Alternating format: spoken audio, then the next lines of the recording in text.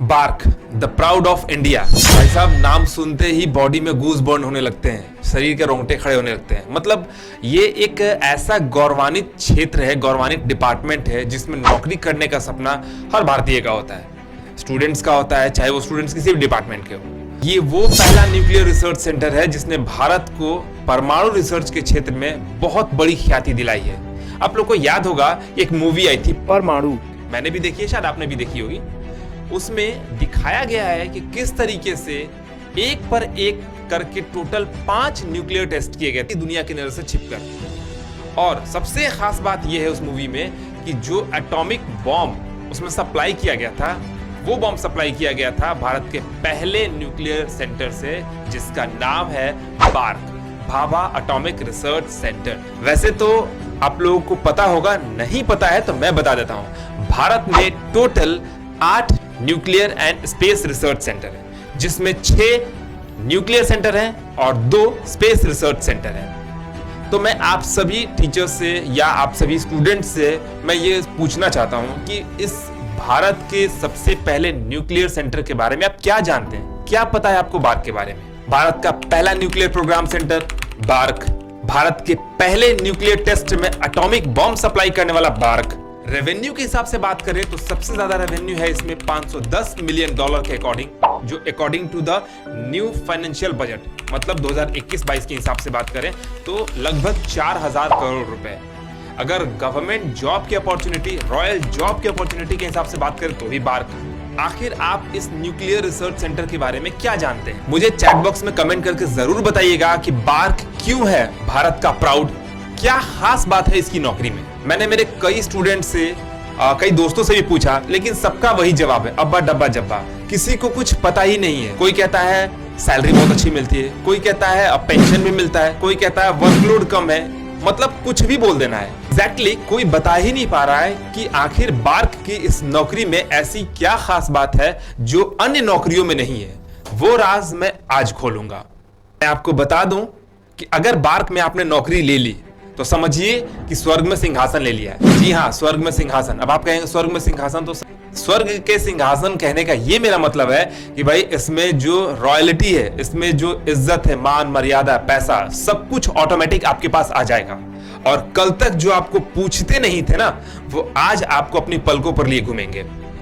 तो मुख्य रूप से इस वीडियो में मैं बात करूंगा कि बार्क में टोटल करियर अपॉर्चुनिटी क्या है, बार्क किस प्रकार की फैसिलिटी प्रोवाइड करता है अपने स्टाफ को, और इसमें जॉब के सिलेक्शन प्रोसेस क्या होते हैं। अल्टीमेटली जब मैं इन सारी चीजों के बारे में बात कर रहा हूं और बताऊंगा आपको, तो आपको इसकी एक छोटी सी, एक हल्की सी झलक मिलेगी और आपको समझ में आ जाएगा पूरी तरह से कि आखिर बार्क की जॉब इतनी रॉयल क्यों है। तो वीडियो अंत तक जरूर देखिएगा, बहुत रिसर्च के साथ लाया हूं और शायद पहली बार बार्क के बारे में इतने डिटेल से कोई बोलेगा आपको।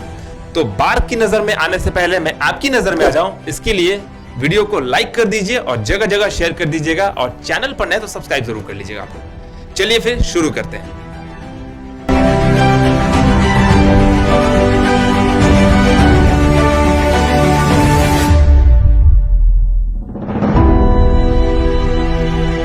तो भाई कहानी है कि बार्क के बारे में, जो है भारत का सबसे पहला न्यूक्लियर रिसर्च सेंटर। लेकिन ऐसे ही नहीं, इसका डायरेक्टली नाम बार्क नहीं है। इसके पीछे की कहानी यह है कि सबसे पहले होमी जहांगीर भाभा, डॉक्टर होमी जहांगीर भाभा ने इसकी स्थापना की थी। देखिए 3 जनवरी, अब हम लोग जैसे कि न्यूज पर या गूगल में कहीं भी सर्च करेंगे तो हमें दिखाएगा कि बार्क का एस्टैब्लिशमेंट जो हुआ था, फॉर्मेशन जो हुआ था, वो 3 जनवरी 1954 को हुआ था। लेकिन नहीं, ये पूरी स्टोरी नहीं है। इसके पीछे की स्टोरी ये है कि डॉक्टर होमी जहांगीर भाभा, जो कि बार्क के फाउंडर थे, फादर ऑफ बार्क कहे जाते हैं, उन्होंने सबसे पहले 1945 में Tata institute of fundamental research की स्थापना की थी। उसके बाद आगे चलकर 1954 में उन्होंने एटॉमिक एनर्जी एस्टैब्लिशमेंट ट्रॉम्बे यानी AETT की स्थापना की थी, और 1966 में उनकी आकस्मिक मृत्यु के कारण उनकी स्मृति में इस AETT सेंटर का नाम बदलकर कर दिया गया बार्क, जिसे आप सभी और हम सभी आज बखूबी जानते हैं। इस एस्टैब्लिशमेंट में गवर्नमेंट का कोई भी रोल नहीं था। ये डॉक्टर होमी जहांगीर भाभा ने पूरी तरह से अपनी जिम्मेदारी पर, अपनी जवाबदेही पर इसकी स्थापना की थी। सोचिए अगर आज वो जिंदा होते तो भारत कहां से कहां होता। लेकिन उनकी मृत्यु के पीछे क्या कारण था, मैं इस बारे में ज्यादा बात नहीं करूंगा। हमारा मकसद इस वीडियो में बनाने का कुछ और ही है, और वो मकसद ये है कि हर स्टूडेंट्स का सपना होता है बार्क में नौकरी करने का। तो आखिर वो नौकरी ले कैसे सकेगा, चाहे वो स्टूडेंट्स हो इंजीनियरिंग का, चाहे वो स्टूडेंट्स हो बीटेक का, चाहे वो स्टूडेंट्स हो डिप्लोमा का, या फिर चाहे वो स्टूडेंट्स हो आईटीआई का। तो आखिर क्या है वो स्ट्रेटजी, क्या है वो तरीका, और क्या क्या अपॉर्चुनिटीज आपके लिए आती है। देखिए, सबसे पहली बात आपको ये जानकारी होनी चाहिए कि बार्क आपको क्या करियर अपॉर्चुनिटी दे रहा है। आपको पता ही नहीं है, सोकर उठे और सपना देख लिया कि बस मुझे बार्क में जाना है, तो ऐसा नहीं होता है। पहले आपको जानना होगा कि आपके लिए क्या करियर अपॉर्चुनिटी है बार्क में, और वो किस प्रकार की है। तो जैसा कि मैंने स्टार्टिंग में ही बोला कि इस वीडियो में हम मुख्य रूप से 3 पॉइंट पर बात करेंगे, करियर अपॉर्चुनिटी, बार्क की फैसिलिटी और उसके जॉब सिलेक्शन प्रोसेस की। तो सबसे पहला मैं पॉइंट स्टार्ट कर रहा हूं करियर अपॉर्चुनिटी की। देखिए, यहां पर बार्क आपको टोटल 5 तरह की करियर अपॉर्चुनिटी देता है, जिसमें सबसे पहला है ह्यूमन रिसोर्स, दूसरा है ऑफिसर्स, तीसरा है असिस्टेंट एंड टेक्नीशियन, चौथा है एडमिनिस्ट्रेटिव, और 5वां है एक्सिलरी डिपार्टमेंट का। ठीक है, ये 5 तरह की करियर अपॉर्चुनिटी है। लेकिन अब ये सोचकर खुश मत हो जाइएगा आप लोग, अरे वाह 5 तरह की करियर अपॉर्चुनिटी मेरे लिए है, चलो हम अप्लाई कर देते। नहीं, ये पांचों आपके लिए नहीं है, या ये पांचों हर स्टूडेंट्स के लिए नहीं है। इसकी अलग अलग एलिजिबिलिटी क्राइटेरिया है, अलग अलग क्वालिफिकेशंस है। तो उसके बारे में आपको पूरी बात बता रहा हूं, आप बस ध्यान से देखना और वीडियो को पूरा देखना, पेशेंस के साथ देखना, छोड़ के भाग मत जाना, फिर बाद में कहोगे कुछ पता ही नहीं चला, बार्क का पूरा वीडियो देख लिया, कुछ समझ में नहीं आया। तो मुख्य रूप से अगर मैं फोकस करूं आईटीआई स्टूडेंट्स के लिए, तो उनके लिए जो करियर अपॉर्चुनिटी आती है उसका नाम है असिस्टेंट एंड टेक्नीशियन। चलिए, करियर अपॉर्चुनिटी की तो बात मैंने कर दी, अब 1 बाय 1 करके मैं सारे पोस्ट के बारे में भी आपको बता देता हूं। तो सबसे पहला पोस्ट है साइंटिफिक ऑफिसर का, जिसकी ग्रेड पे शुरू होती है 4800, मिनिमम 4800 से अधिक 10,000 रुपए तक। यानी कि इसकी सैलरी की अगर हम बात करें तो लगभग लाखों में इसकी सैलरी पहुंच जाती है, लाख क्रॉस कर जाता है इसकी सैलरी। अगला पोस्ट है टेक्निकल ऑफिसर, जिसकी सैलरी लगभग पूरी तरह से साइंटिफिक सैलरी के बराबर ही है। यानी कि इसका भी ग्रेड पे 4800 मिनिमम और मैक्सिमम 10,000 रुपए है। अगला है साइंटिफिक असिस्टेंट, जिसकी सैलरी की ग्रेड पे है 4200 रुपए से 7600 रुपए मैक्सिमम तक। यानी कि यहां पर भी आपका जो सैलरी है वो लाख रुपए तक होगा। सुनकर मन में बहुत खुशी हो रही होगी कि वाह, लाखों रुपए की सैलरी, बिल्कुल सही बात है, बार्क देता है आपको, लेकिन उस लायक आपको बनना पड़ेगा, ऐसे ही नहीं। उसके बाद टेक्निकल स्टाफ में 4200 के ग्रेड पे से लेकर 7600 के ग्रेड पे तक भी एक करियर अपॉर्चुनिटी, एक वैकेंसी आती है। उसके बाद बात करते हैं आईटी स्टूडेंट्स के लिए, जिसकी वैकेंसी है टेक्नीशियन ए बी, जिसकी ग्रेड पे स्टार्ट होती है मिनिमम 1900 रुपए से अधिक 7600 रुपए तक। तो आईटीआई स्टूडेंट्स ये बात हमेशा नोट कर लें कि उनके लिए बार्क में करियर अपॉर्चुनिटी है, लेकिन उन्हें इसके लिए बनना पड़ेगा वैसा। इन सैलरी के रेंजेस को देखकर खुश होने की जरूरत नहीं है, जैसा सैलरी का रेंज है उसके अकॉर्डिंग पोस्ट है, उसके हिसाब से आपको वैसा बनना पड़ेगा। ठीक है, तो साइंटिफिक वाले जो पोस्ट है उसकी एलिजिबिलिटी क्राइटेरिया बहुत ज्यादा हाई है, मतलब वहां पर पोस्ट ग्रेजुएट पर्सन ही अप्लाई कर सकते हैं। उसके साथ साथ नीचे में टेक्नीशियन, और जैसे जैसे आप नीचे आएंगे आपकी क्वालिफिकेशन रेंज कम होती जाएगी। अब बात करते हैं दूसरे पॉइंट की, यानी कि बार्क की जो एम्प्लॉय फैसिलिटी है। बार्क में अगर किसी को नौकरी मिलती है तो जब एम्प्लॉय बन जाता है तो क्या फैसिलिटी वहां पर मिलती है भाई। तो वहां पर सबसे पहले जो फैसिलिटी मिलती है वो है टाउनशिप एट डीएई। अब डीएई का मतलब क्या हो, डिपार्टमेंट ऑफ एटॉमिक एनर्जी के तहत वहां पर आपको टाउनशिप दी जाती है, मतलब वहां एक अलग ही माहौल प्रोवाइड किया जाता है, वहां पर फ्लैट्स आपको प्रोवाइड किए जाते हैं, और एक अलग ही वो टाउन होता है, एक अलग ही शहर होता है वो, जहां पर हर एक फैसिलिटी आपको मिलती है। जैसे दूसरी फैसिलिटी की बात करते हैं तो वो है मेडिकल फैसिलिटी, जिसमें A1 मेडिकल फैसिलिटी आपको प्रोवाइड की जाती है। उसके बाद अगली फैसिलिटी की बात करते हैं तो वो है एजुकेशन की फैसिलिटी, यानी कि आपके बच्चे जो होंगे वो साइंटिस्ट के बच्चों के साथ पढ़ेंगे, और उनका आईक्यू लेवल जो होगा, उनका जो थिंकिंग लेवल होगा बहुत ज्यादा हाई होगा, उनका जो मैच्योरिटी लेवल होगा वो स्टार्टिंग से ही बिल्डअप होना शुरू हो जाएगा। अभी जैसे कि नॉर्मली जो बच्चे होते हैं, नॉर्मल जो मिडिल क्लास फैमिली के जो बच्चे होते हैं, तो उनके बच्चे जो आते हैं बस जाते हैं स्कूल में, पढ़ते हैं, अरे तरे करके ये वो जैसे तैसे बोलना शुरू हो जाता है। तो वहां पर वो चीज नहीं है, वहां पर आपको ये बिल्कुल भी सोचने की जरूरत नहीं मेरे बच्चे का डिसिप्लिन कैसे मेंटेन होगा, उसका लैंग्वेज कैसे मेंटेन होगा, उसकी पर्सनालिटी कैसे मेंटेन होगी, ये सारा कुछ वहां पर टोटल बिल्डअप कर दिया जाता है। उसके बाद नेक्स्ट बात करते हैं फैसिलिटी, तो चाइल्ड डे केयर की, मतलब कि अगर आपके छोटे छोटे बच्चे हैं तो आप अगर उनका ध्यान नहीं रख पा रहे हैं तो उसके लिए वहां क्रेचेस बने हैं, वहां पर छोटे छोटे हाउसेस बने हुए हैं, जहां पर जो टेक केयर पर्सन्स होते हैं, ठीक है, जो दाइयां होती है, जिनको हम लोग खाटी भाषा में बोले दाइया जो होती है वो वहां बच्चों का केयर करती है ताकि आप फ्री माइंड होकर अपने काम पर जा सके, फोकस्ड हो सके। अब आप कहेंगे कि इतनी फैसिलिटी की क्या जरूरत है? देखो सीधी सी बात है, डिपार्टमेंट ऑफ एटॉमिक एनर्जी के तहत ये विभाग आता, ये आपको सेंटर आता है बार्क।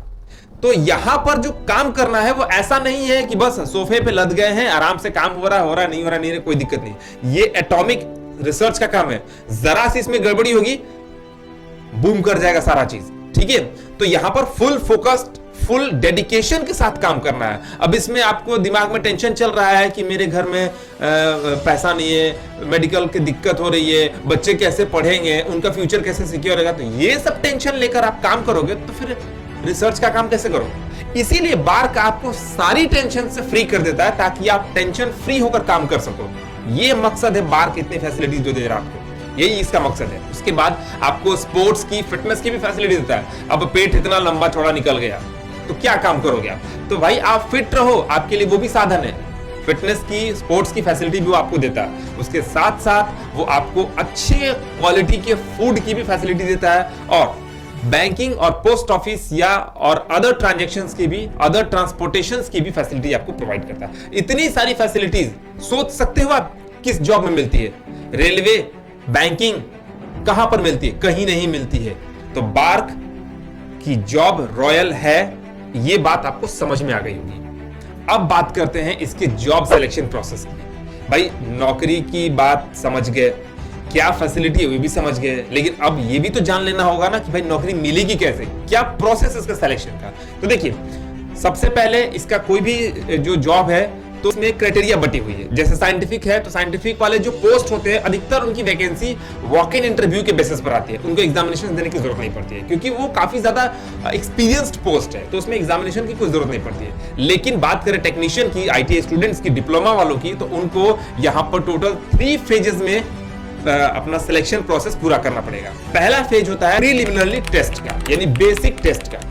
इसको आप पास करेंगे तो दूसरे स्टेज में पहुंचेंगे जिसका नाम है एडवांस टेस्ट। अब एडवांस टेस्ट में आपको पूरी तरह से आपके ट्रेड पेपर से क्वेश्चन आएंगे, जिसमें कि पूरी तरह से आपको 70 से 80 या 85 क्वेश्चन आपको रहेंगे, और 10 से 15 क्वेश्चन आपको नॉन टेक्निकल क्वेश्चन रहते हैं, ठीक है। जब ये आप क्लियर कर लेते हैं, और ये जो एग्जामिनेशन होगा एडवांस टेस्ट का, ये आपको ऑनलाइन मोड में होता है, सीबीटी में, ठीक है, computer based test, MCQ questions के रूप में होता है।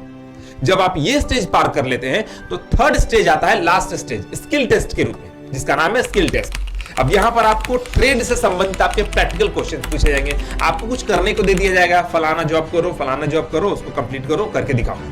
तो ये काम आपको, जब आप तीनों स्टेजेस पार कर लेते हैं तब जाके आपका मेरिट तैयार होता है, तब जाके आप फाइनली सेलेक्ट हो जाते हैं, और अब फील करते हैं ओह माय गॉड अब हमको मिल गया बार्क में नौकरी। हाँ, महसूस कर सकते हैं आप उस समय, ठीक है। तो उस समय की फीलिंग जो होती है ना, वो एक अलग ही फीलिंग होती है, वो फीलिंग किसी दूसरी चीज में नहीं मिल पाएगी, ठीक है।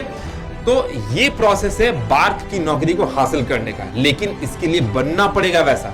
सुनने में बहुत अच्छा लग रहा होगा, लेकिन सुनने से नहीं होता है, बनना पड़ेगा इसके लिए वैसा, ठीक है। तो उम्मीद करता हूं कि ये पूरी कहानी आपको समझ में आ गई होगी, और उस कहानी का मेन सारांश ये है कि इस कहानी का पात्र कैसे बन पाएंगे आप, बार्क का मेंबर कैसे बन पाएंगे, ठीक है। तो इस वीडियो को फॉरवर्ड कर दीजिएगा, इस वीडियो को जगह जगह शेयर कर दीजिएगा, ताकि कोई भी स्टूडेंट्स इस अवेयरनेस से बचा हुआ नहीं रहे, ठीक है। और नीचे चैट बॉक्स में मुझे कमेंट करके बताइए कि नेक्स्ट वीडियो आप किसके ऊपर चाहते हैं, इसरो के ऊपर, डीआरडीओ के ऊपर, आईजीसीआर के ऊपर, किसके ऊपर आप चाहते हैं, वो वीडियो मैं लेकर आऊंगा आप लोगों के लिए, ठीक है। तो चलिए फिर मिलते हैं हम लोग नेक्स्ट वीडियो में, तब तक के लिए thank you so much and good bye.